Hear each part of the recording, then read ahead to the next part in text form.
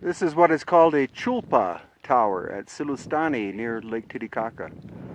It was built by the Waaay culture prior to the arrival of the Inca, and this is where someone or several people were buried because we found bones inside. However, this above is another chulpa tower. Conventional archaeology says that this was built after by the Inca culture.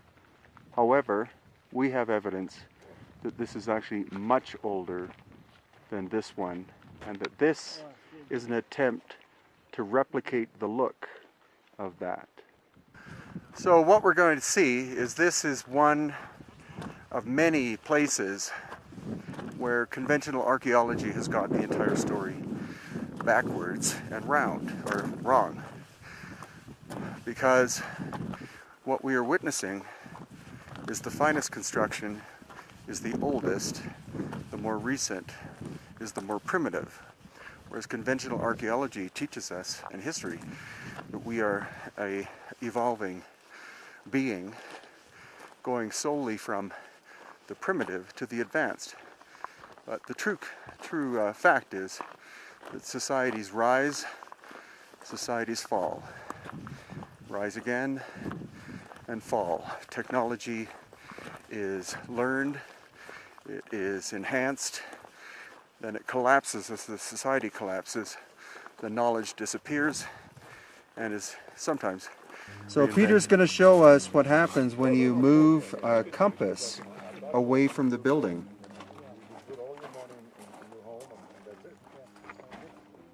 You can see that it's twitching.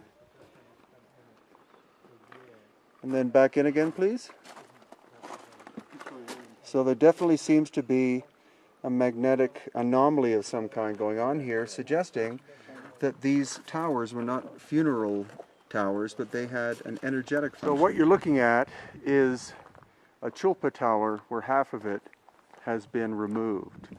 Now most people are going to say that it was the the Spanish who did that they were tearing it apart for construction, but it's more likely, having been here many times, that actually this is a sign of an ancient explosion, that these were sonic resonating towers, and that there was an action that happened thousands of years ago that caused it, at least the outer part, to explode and to throw the exterior off in this direction.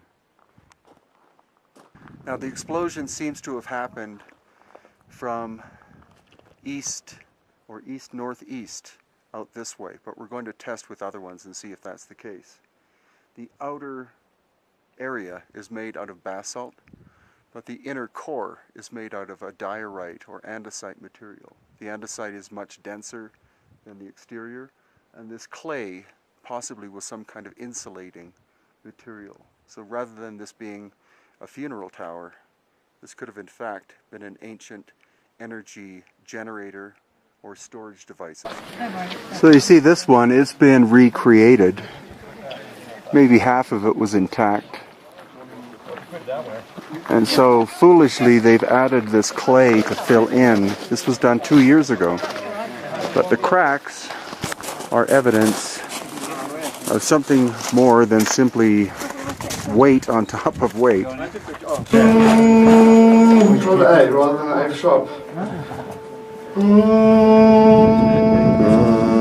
This one seems to resonate again to A sharp, and it causes actually the interior to really vibrate. Your body vibrates as well when you're inside. Another curious thing about these towers is that they taper upwards. They get wider as you go up, which is not a smart building practice in the modern day, the way we build buildings.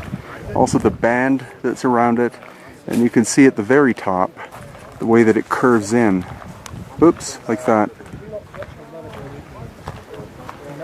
So Christopher Dunn, the engineer, has a theory that these possibly were like pipes, or that the energy or sound was coming upwards.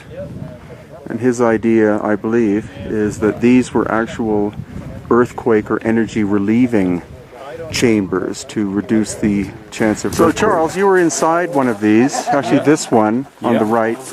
And can you tell me what was happening with the dowsing rods that were in there with you? Maxine was using the dowsing rods, and it was spinning in a clockwise direction.